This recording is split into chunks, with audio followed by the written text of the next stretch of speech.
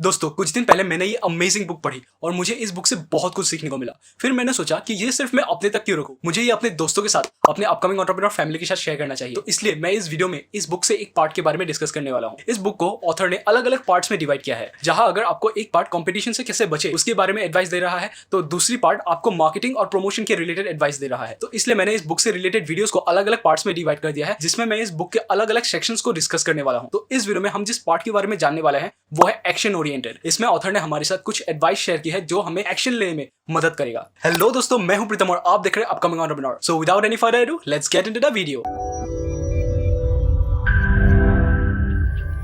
दोस्तों इस वीडियो में मैं आपके साथ 10 लेसन शेयर करने वाला हूं। तो अभी मैं आपके लिए जल्दी से इन 10 पॉइंट्स को लिस्ट डाउन कर देता हूं। Outside money is plan Z, building to flip is building to flop, less mass, make a dent in the universe, scratch your own itch, start making something, no time is no excuse, draw a line in the sand, you need less than you think, start a business not a startup। दोस्तों ये सारे जो points है ये अलग अलग advice है जो कि ऑथर ने हमारे साथ हर कैटेगरी में शेयर किया है, और आगे इस वीडियो में हम इन एडवाइस को इन डेप्थ समझने वाले हैं। तो हमारी पहली पॉइंट है outside money is plan Z। इसमें ऑथर ने कहा है कि बहुत लोग बिजनेस स्टार्ट करते ही ये सोचते हैं कि वो फंडिंग कहां से लाएंगे, वो फंडिंग के बारे में सोचने लग जाता है। लेकिन अक्सर रियलिटी बहुत ही अलग होती है, क्योंकि बहुत सारे बिजनेसेस को स्टार्टिंग में कोई आउटसाइड फंडिंग की जरूरत नहीं होती। वो Amazon, फेसबुक के जैसे अपने गैराज या बेडरूम से शुरुआत कर सकते हैं। और दोस्तों यहाँ ऑथर ने हमारे साथ फंडिंग के साथ रिलेटेड 6 अलग अलग प्रॉब्लम्स के बारे में डिस्कस किया है, तो जल्दी से हम उन्हें भी जान लेते हैं। तो हमारी पहली प्रॉब्लम है यू गिव कंट्रोल। देखिए, जब भी आप फंड रेज करते हो, आप अपनी इक्विटी को डाइल्यूट करते हो, आप इन्वेस्टर्स को शेयर्स देते हो, आप उन्हें कंट्रोल देते हो, और कभी कभी इलॉन मस्क जैसा भी होता है जहां आप अपने ही कंपनी से बाहर निकाले जाते हो। अब अगली प्रॉब्लम है no long term sustainability. Investors का गोल होता है कि वो जल्दी से जल्दी कंपनी से प्रॉफिट लेके एग्जिट करे, और जब ऐसा होता है तो लॉन्ग टर्म सस्टेनेबिलिटी बहुत ही मुश्किल हो जाती है। अगली प्रॉब्लम है एडिक्शन। जब कोई दूसरों के पैसे यानी कि इन्वेस्टर्स के पैसे खर्च करता है तो उसे उसकी लत लग जाती है, और जब वो पैसे खत्म हो जाता है तो वो वापस उन इन्वेस्टर्स के पास जाता है और पैसे रेज करने के लिए, जिसके चक्कर में आप और ज्यादा कंट्रोल दे देते हो, और ये साइकिल चलता जाता है। कभी कभी ये आपको आपकी कंपनी से बाहर भी निकाल देता है। अब अगली प्रॉब्लम है बैड डील। देखिए, जब आप स्टार्टिंग में किसी भी इन्वेस्टर्स के पास जाते हो, आपके पास ज्यादा ट्रैक्शन नहीं होता, आपके पास ज्यादा पॉइंट्स या डेटा नहीं होता है जिससे कि आप अपनी करेक्ट वैल्यूएशन को साबित कर सके या उनको दिखा सके, जिसकी वजह से अक्सर नई कंपनीज अंडर वैल्यूड हो जाती है, और ये अक्सर आपके लिए यानी कि उन एंटरप्रेन्योर्स के लिए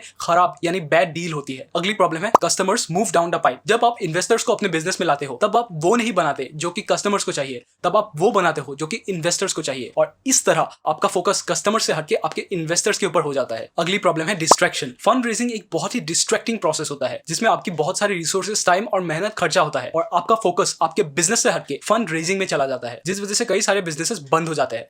दोस्तों ये तो हो गई हमारी फंड रेजिंग के साथ रिलेटेड कुछ प्रॉब्लम्स। अब हम अगली लेसन की तरफ जाते हैं जो कि है building to flip is building to flop. देखिए, बहुत सारे लोग बिजनेस इसलिए शुरू करते हैं ताकि वो किसी बड़ी कंपनी से एक्वायर हो जाए और उन्हें एक बड़ी एग्जिट मिले। दोस्तों यहाँ पे मैं आपको एक एग्जांपल देना चाहता हूँ। क्या कोई शादी करने से पहले डिवोर्स की प्लानिंग करके शादी करता है? मुझे नहीं लगता ऐसा होता होगा। तो यही एग्जाम्पल इस पॉइंट के साथ रिलेटेड है, जहां आप सिर्फ अपने एग्जिट के बारे में सोच के अगर बिजनेस शुरू करते हो तो आपका फोकस गलत चीजों पर चला जाता है, जिसकी वजह से आपका बिजनेस सक्सेसफुल नहीं हो पाता। यहाँ पे ऑथर ने हमारे साथ एक बहुत ही इंपॉर्टेंट पॉइंट शेयर की है। उन्होंने कहा है कि अच्छी चीजें अक्सर आपके पास नहीं आती, लेकिन अगर वो आपके पास आती है तो उन्हें जाने नहीं देना चाहिए। दोस्तों अब अगली लेसन है make a dent in the universe. इसमें ऑथर ने कहा है कि अगर आप ग्रेट वर्क करना चाहते हो तो पहले आपको महसूस करना पड़ेगा कि आप कोई इंपैक्ट क्रिएट कर रहे हो, यानी कि you have to feel that you are making a difference. आज अगर आप जो भी कर रहे हो वो अगर आप बंद कर देते हो तो आपको लोग मिस करेंगे, वो लोगों के लाइव्स को अफेक्ट करेगा। जैसे कि अगर Amazon, Uber, फेसबुक अचानक बंद हो जाती है तो आई एम श्योर कि बहुत लोगों के लाइफ्स को ये अफेक्ट करने वाला है, और बहुत लोग इसे मिस भी करेंगे। और दोस्तों आपको किसी का वेट नहीं करना कि कोई और आके आपका साथ देगा। अगर आप ट्रूली किसी चीज में बिलीव करते हो तो आपको बस नेक्स्ट स्टेप को ध्यान में रख के शुरू कर देना है, बाकी क्लैरिटी आपको टाइम के साथ अपने आप मिल जाएगी। दोस्तों अब अगली लेसन है draw a line in the sand. इस पॉइंट में ऑथर ने हमसे कहा है कि किसी भी सक्सेसफुल बिजनेस के पास सिर्फ एक प्रोडक्ट या सर्विस नहीं होता, वो एक चीज में बिलीव करता है, वो एक चीज को डिफाइन करता है जिसपे वो बहुत ही स्ट्रांगली और फर्मली स्टैंड करता है। और ये आसान नहीं होता, क्योंकि बहुत लोग आपके साथ एग्री करेंगे और बहुत लोग आपके साथ एग्री नहीं करेंगे, लेकिन जो भी आपके साथ एग्री करते हैं, जो भी आपके साथ स्टैंड करते हैं, वो आपके डाई हार्ट फैंस होंगे, वो आपके लॉयल कस्टमर्स होंगे। इसका अगर मैं आपको एक एग्जांपल दूं तो एप्पल भी यही करता है। एप्पल के साथ हर कोई खड़ा नहीं है, लेकिन जो भी है वो एप्पल के अलावा और कोई प्रोडक्ट को लेना पसंद नहीं करते, और मैं भी इसमें बिलीव करता हूं। इसलिए मैंने इस बुक को फिर से पढ़ा और हर लेसन को मैंने समझा और उसे जितना हो सके उतने आसान शब्दों में आपके साथ शेयर करने की कोशिश कर रहा हूं। दोस्तों अगर आपको इस वीडियो से अब तक वैल्यू मिल रही है तो इस वीडियो को जरूर लाइक कीजिए, और अगर आपको ऐसी कंटेंट पसंद है तो इस चैनल को जरूर सब्सक्राइब कीजिए। दोस्तों अब अगली लेसन है you need less than you think. यहाँ पे ऑथर ने आपसे पूछा है कि आपको सच में 10 करोड़ की जरूरत है या फिर आप 5 लाख में शुरुआत कर सकते हो। क्या आपको सच में एक बहुत ही बड़ा ऑफिस चाहिए या फिर आप शेड ऑफिस या फिर अपने गैराज से शुरुआत कर सकते हो। क्या आपको सच में एक मार्केटिंग और पीआर एजेंसी की जरूरत है या फिर और भी तरीके हैं लोगों की नजरों में आने के लिए। अक्सर आप जितना सोचते हो कि आपको जितनी चीज की जरूरत है उससे कई ज्यादा कम में आपका काम चल सकता है। हाँ, जब आप बड़े हो जाओगे, जब आपकी कंपनी बड़ी हो जाएगी,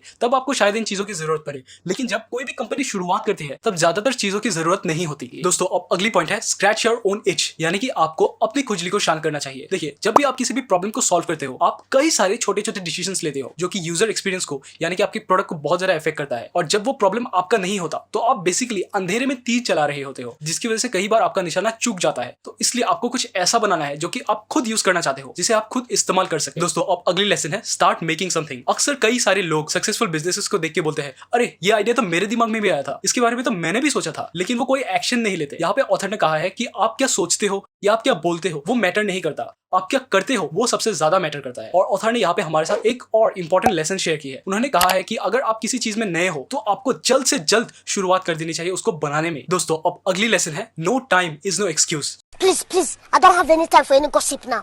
Eh? Yes. Look at him.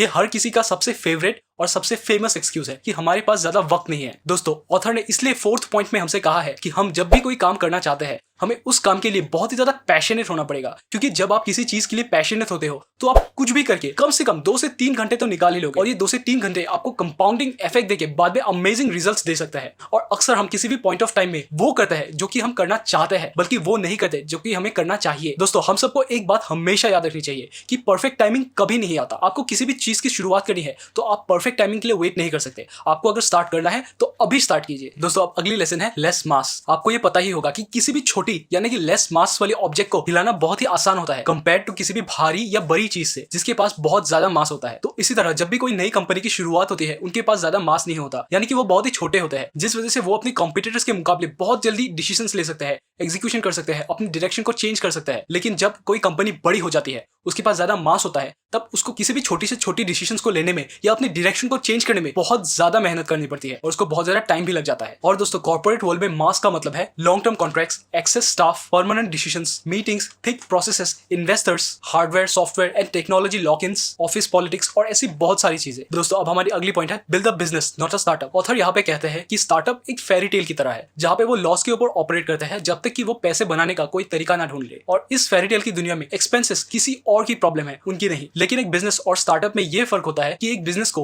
पहले दिन से ही प्रॉफिट्स, पेरोल्स, एक्सपेंसेस, बिल्स का चिंता करना पड़ता है, और जब आप बिजनेस बिल्ड करते हो तो आपके सक्सेस के चांसेस बहुत ज्यादा होते हैं। दोस्तों, इस बुक से रिलेटेड मैं और भी वीडियोस लाने वाला हूं जिसमें मैं हायरिंग कैसे करे, कंपनी कल्चर कैसे बिल्ड करे, मार्केटिंग कैसे करे, प्रोडक्टिविटी कैसे बढ़ाए, इन सब के ऊपर लेसन शेयर करने वाला हूं। तो दूसरे वीडियोस को भी जरूर देखिएगा। इस वीडियो में इतना ही। मैं मिलता हूं आपसे अगले वीडियो में, तब तक कुछ नया सीखते रहे और आगे बढ़ते रहे।